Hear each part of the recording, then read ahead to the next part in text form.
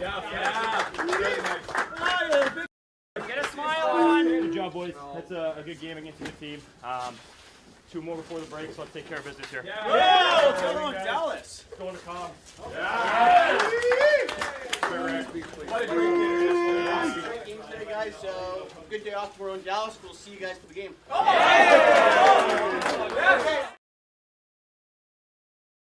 We'll see you guys at the game. Yeah. It's like there's any question he would be at the game. Like who else is gonna be there? Yeah.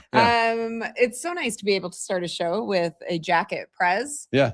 So coming off of a win in Florida, the Winnipeg Jets head into Dallas now as they close out this 4-game road trip before the Olympic break. So 2 games left tonight. Cauliflower soup.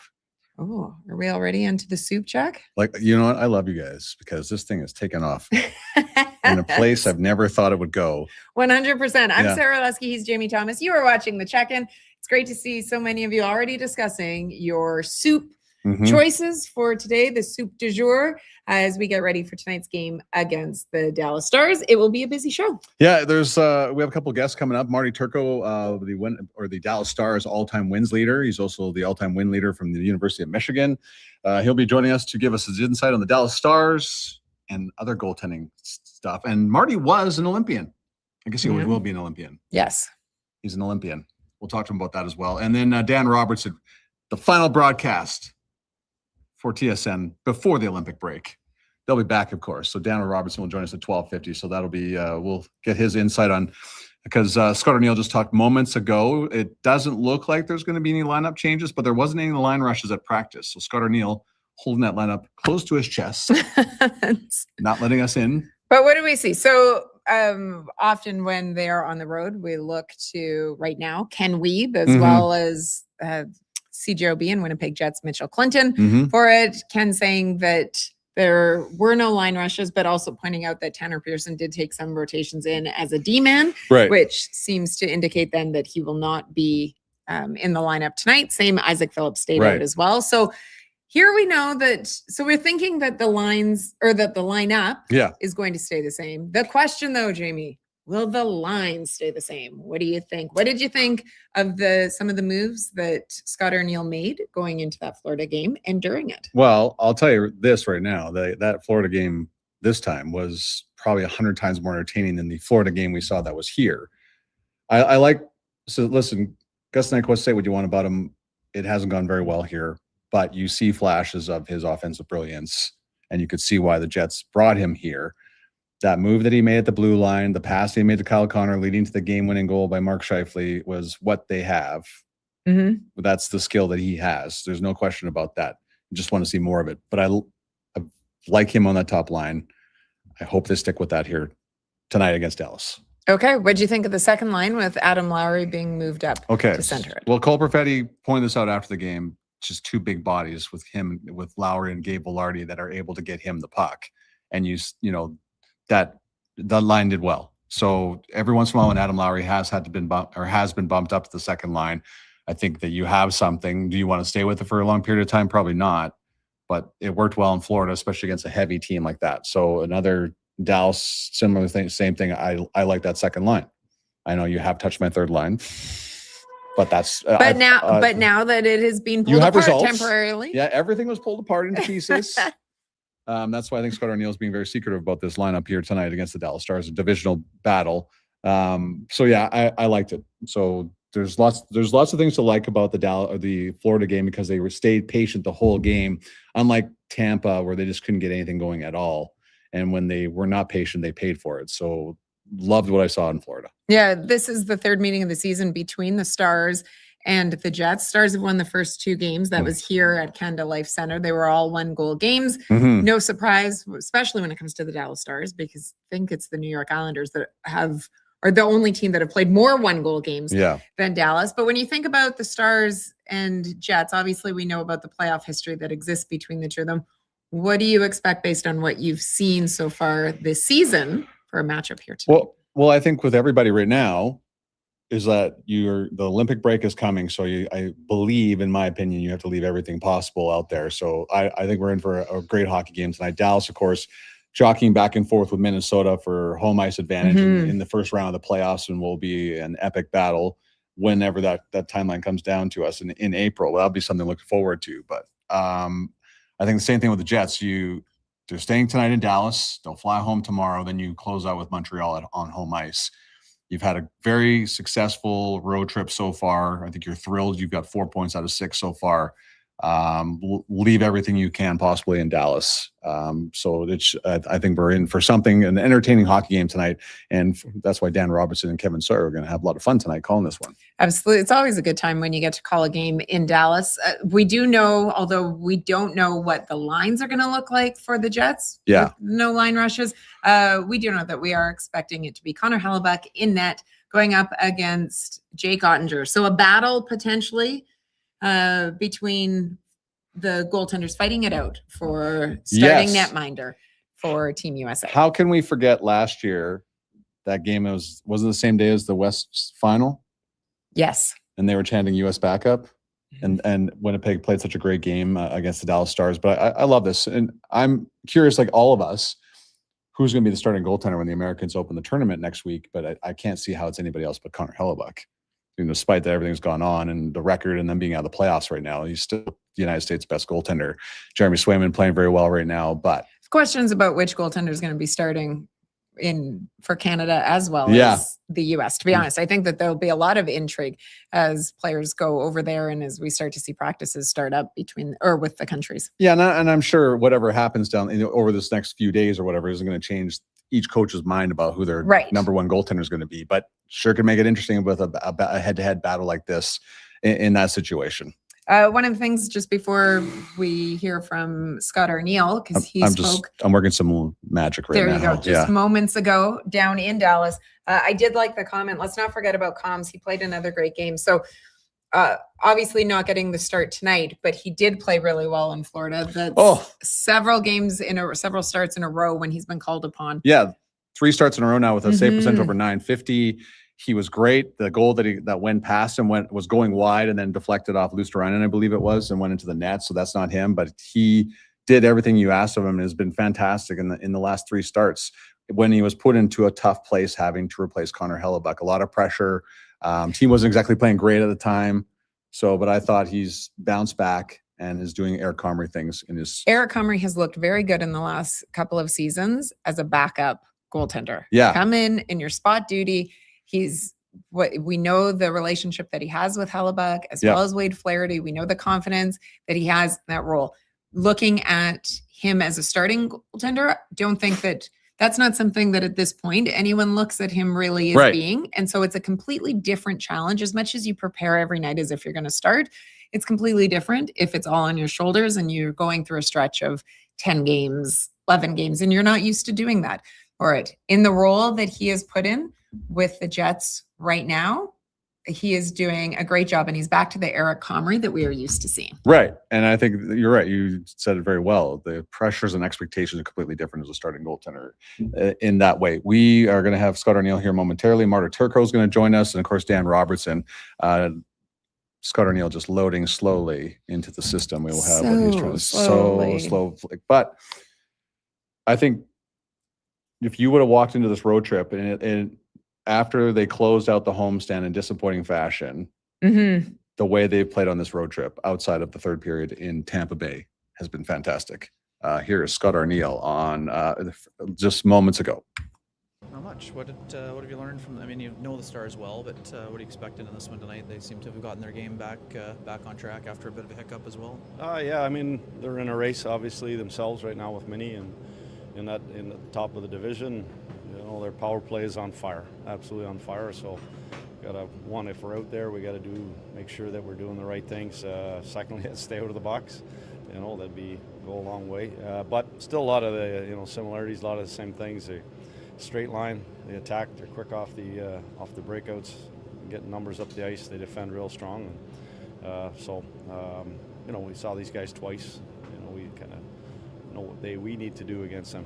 Right, you need to be assertive, but you also have to play the same kind of patient game as you did against the Panthers while getting to the hard areas. Yeah, I thought the Panther game, I thought we were really fast. Our transition was quick. We didn't overhandle pucks. We gained zones. got them in their end of the rink, created chances, limited what they were trying to do. They're a heavy dump team, and I thought we did a really good job of kind of getting back to pucks quick, running the interference, buying time for the guy getting the puck, and then also, like I mentioned earlier, just playing fast, getting out of there quick. You talked going into the game about the importance for Gus Nyquist to use his skill set, and he was able to do that on the game winner. How can he sustain that and maybe get on a positive run here? Well, I think that, that's his skill set, right? That's the things you look to. When he has the puck, he's creative. He's got great vision, great patience. I like the fact the other night how fast he played. Like I mentioned, the whole group played fast, but I like the way he really moved his feet and, made a difference, whether that was even, getting first to the forecheck or coming back into our end, breakouts, those type of things. So you saw the skill set on that goal by Scheif there, him cutting in, making that play to KC. That's the stuff that we need. I mean, obviously he hasn't gone through something like this in his career before, but what does it say about him, the ability to stay ready after 12 out of 14 healthy scratches? Yeah, I mean, we've talked about him, and I have had lots of chats. At the end of the day, he recognized that, maybe he wasn't at his best, and also that I was trying to find something, to find some other chemistry, other places, but this was his chance. This was the opportunity, and again, he made most of it the other night. Hopefully tonight he can go right back in and do it again. And when you have guys like that, playing and creating and being a threat offensively, it certainly helps our team, play more in their end of the rink. What have you seen from your power play in the last block here? You know what? I thought Florida was real good. Tampa, I didn't think so much of Florida. I thought we did a great job against a very aggressive group of hounding pucks. And then once we created the turnover, then we attacked. Fets had two great looks, a couple of chances. Gabe had one, and a couple that were right there that we just missed on. I really like the way that we supported, we retrieved, and then we went right back on the attack. Need to do it again against a real good Dallas PK. So it just needed to be consistent. It was good the other night. It's got to be good again tonight. Any thoughts on the outdoor game? Did you watch, and what did you think That was one of the best games I've seen in a long time. Not just because it was outdoors. I mean, that was obviously all the penalties, the comeback. It was fun. It was exciting, and I don't know. I guess now that's the latest greatest thing is goalies fighting. So I really don't want my goalie doing that. But at the end of the day, it was pretty entertaining, and got I'm sure the nation is pretty excited about watching that last night. I was going to say, you're focused on the now, but does it get you excited for next October in some ways for your own outdoor game? Yeah, I'm not going that. And no, I'm not going to dress. I'm not going to dress like Coop. No chance. Oh, no. No. You don't have that suit in your wardrobe? No. I'm going to be in a jacket, a heavy fur coat or something. So. Well, who is the perfect person to ask about goaltending fighting? Marty Turco, the Dallas Stars all-time wins leader. Marty, hey, I'm trying to remember. First off, thanks for joining us. Did you drop the gloves and in your goaltending career ever? Career, yeah, for sure. For sure. I like it. And a lot mostly in practice. But one time in Kalamazoo, us and the Fort Wayne Comets got into a 401 penalty minute game, and back in the day. Remember old Pokey Reddick? Yes. Yes, I fought Pokey Reddick. I never felt so bad in my life. Because you won? Yeah. I mean, Pokey, I was young. He was not young. He was small. I'm not that small, but I'm not that big. It was 6-on-4. Yeah. Maybe 6-on-3 because they pulled the goalie into the first, and then he jumped on the ice just to get off, but then a melee started. So 7-on-4, including me and him. Anyway, we went at it. It was fun. My parents were there. My dad really enjoyed it. Mom, not so much. No, Mom did because I whipped his butt, but my dad's got some good footage. I believe it. Have you been surprised that we've seen a couple of goalie fights so far this season? Because it's been a while since we've seen any. Yeah, right. Surprised. I mean, just because of the velocity, which is, very low. I was averaging like 1 in 5 years. But I think no, just because I don't know. I don't know if they could have hurt each other yesterday. I thought Vass was throwing some bombs, but I don't know. Today's social media deal, I think everybody wants to get in there, but You got to hand it to Vass. Vass gets it right. Swayman jumps in there, and you don't know if he's throwing blockers on your teammate. And you got to skate down there. I don't know what the penalty shakeout was, but you cross that red line, then you're in one. But my favorite part of all of it is, and it happened to me, is you just pick up your stuff and start playing again. and your heart's racing. And you're like, man, how'd that go? Am I bleeding? But again, it was fun. I do really enjoy it, and fighting's been on the decline. People love it. I mean, just think of the Four Nations goalie fights. We don't want anything staged by any means, but it's great for the game. And any more eyeballs on it, especially here in the United States, all for it. And hopefully, I'm cheering for Canada for the Olympics, but when the USA does well, it's just great for the game. We got 25 teams down here, so yeah, hockey's in a great place, and we think it could be better. Right. Let's okay. So we're going to talk to you about many things in this conversation, but it's the Stars and the Jets tonight. What have you liked the way the Dallas Stars are playing heading into the Olympic break?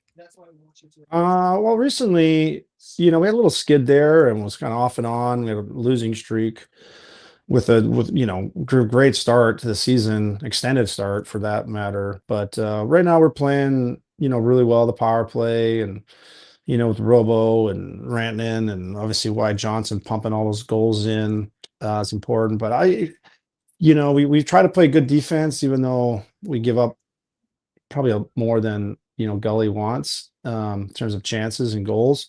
But our goalies are playing great, and probably I'll always default to that. But it's just when you got Otter playing as well as he is, and then Casey DeSmith too, just playing a absorbent amount of games for backup and playing great and giving us a chance to win on almost every start.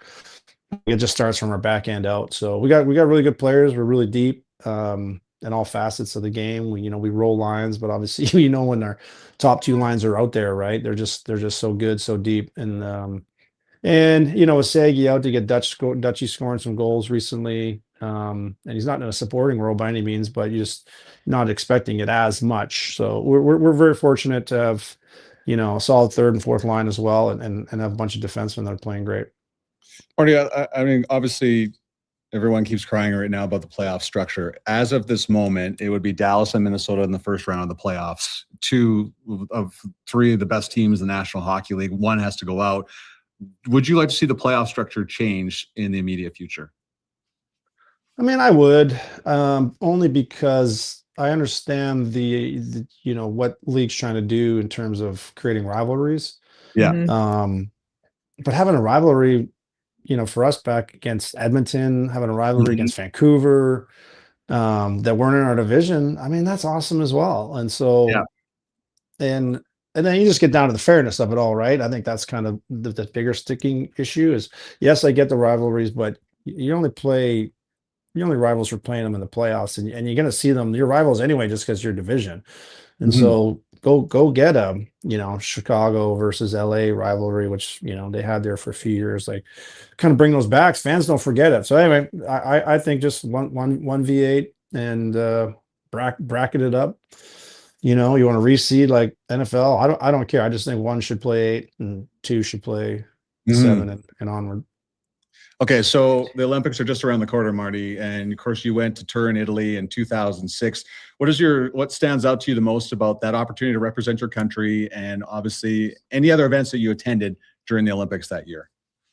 Well, playing NHL sure was an honor and privilege. Outside of my family, my kids, it's the greatest honor of my life to play and represent Canada, represent, my hometown. I promise you, every little thing I did with crayons, with colored pencils growing up, if I was doodling or had time to draw something, it was a Canadian maple leaf on my mask, on my pads, on my chest. And, back then with Canada Cups in the 80s was just amazing. Then, the Olympics started remembering when they had the amateurs, but, Hirsch against Forsberg, and then, the World Cups in the 90s. I'll tell you, the national pride was just my thing. I never fathomed that I could play pro hockey. I never seen pro hockey. I was just playing hockey because I loved it. Was decent at it growing up, and in Sault Ste. Marie, I'll tell you, man, it was a super competitive place to grow up, not just on in the rinks, but on the ponds and in the backyards, and in the parks where we played most of our hockey. It was a ton of fun. So I'm always excited for the Olympics. It's kind of cool that they let the pros play. It sucks it's in the middle of our season. Could be a summer sport. I think it would help out just our leagues, our owners. But from that fact, just putting that maple leaf on, I got to do it 4 times. And I remember my major junior or my for World Junior, where it's such a big thing in Canada. I never got drafted to the O, so never had a chance at that, and didn't play in the OHL. But from then on, I was like, I was a little extra motivated, saying, "I want to make these teams." And probably the only bad thing I can say about it is, the 2 times that I really played for some good teams, the goalies ahead of me was a top 4 of all time guys. Berger and Luongo. I had no chance in playing, but it was great experiences, and like I said, it was just an honor of a lifetime to put that maple leaf on my chest. From a goaltender's perspective, and when you're watching what's playing out or could be playing out with Canada right now, and I think a lot of debate as to who we're going to see in net start when the Olympics get going, do you find that you are more critical of netminders? Do you feel that you've got the real soft spot for them? How do you approach it when you're viewing it? I got a soft spot for sure. I just think I understand complexity of the game, sticks and lanes, deflections. I just what I don't have empathy for, that's not even the right word. What I don't probably understand is how I don't play the way 95% of the guys play today. And gals for that matter. It's just kind of one style fits all. And because I don't understand it, tracking the puck to me is a big deal, and they don't have to, or they don't want to, or they don't train to. And so that's where I get critical, but I don't understand. I didn't play to, take up space and play the percentages. We made saves, skate saves back in the day, which is not a thing of beauty, I'll tell you. But, just tracking the puck and knowing where it is the whole time and hitting the body, and just, when it hit me, I knew exactly where that thing was, or a really small upper body piece, which, made me even smaller in the net, but I knew where that puck was 100% of the time. And if I didn't, my job was to find it ASAP, and we just didn't slide around on our knees the way they did. And it was started getting into the later in my career, but by then my my skill set was going one way, and I wasn't going to change. My style was no style, and sometimes that's also the way I golf and dress here and there. But my style was playing the puck and winning games, and that was all that I cared about. And it was a ride. So I'm both, to answer the question, critical, and I think more so I got a soft spot. Last one before you let you go, Marty. It was you, it was Roberto Luongo, it was Martin Berger. What do you think about the state of Canadian goaltending right now? Because the experts looking in constantly talk about the United States' strength is net. The Russians, although not going to the Olympics, have a very good setup in goal. What do you think of the state of Canadian goaltending right now? Well, it's twofold, right? We're the big thing is we're just not the best in the world right now. And right. I think we went on such an amazing run. Okay. All the way from, we can go, way back when it was Canadians only, right? You go look at the history books of wins. It's, there's maybe 3 Americans in the top 50. I mean, there's probably more now, but, during my career, it was just amazing. Canadian flag. And so we had a great run. You go back to the Summit Series of Espo and Dryden. And I mean, the 80s was absolutely amazing. Then you had some of the greatest of all time, just back to back, and only one, Czechia goalie with Hasek would really fit into that mix, right? Of who we had him, even though there was a Brassel run and a Richter, and Beezer was good there for a while, but man, just Patrick, Cujo, and then Marty, and then Louis, and then Carey Price. I mean, he carried what he didn't even have any competition. He was either that, he was so good, and he won the big games, and he was just a beast in the net, and it was so fun to watch, and played the best when it counted the most.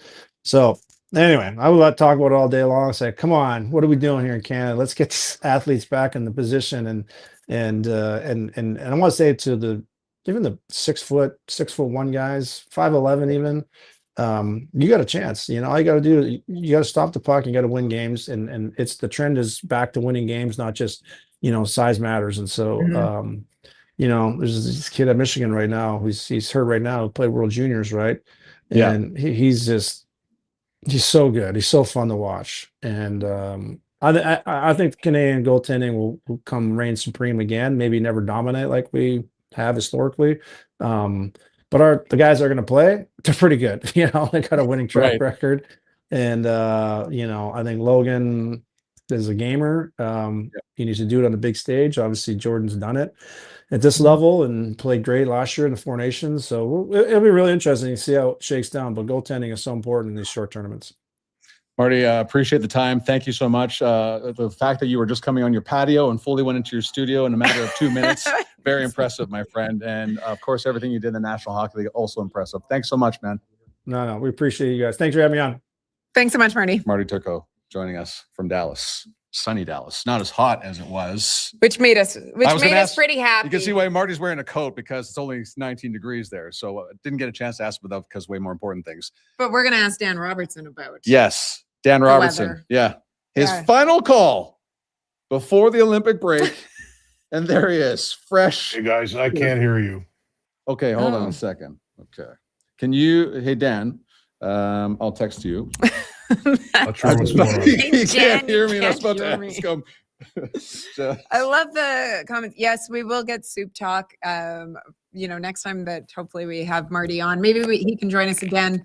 The Jets are back in Dallas in a couple of months, and maybe we could have Marty back on and get his soup question. It certainly does seem like it could be some soup weather down there. Not as cold, Right. obviously, as what we're dealing with here, but not as warm. The southern U.S. certainly going through a chilly spell, we might say, right now. I wonder if Dan can hear us now. But Dan, if you can, just go leave the studio. Okay, there he goes. We're going to see if this works.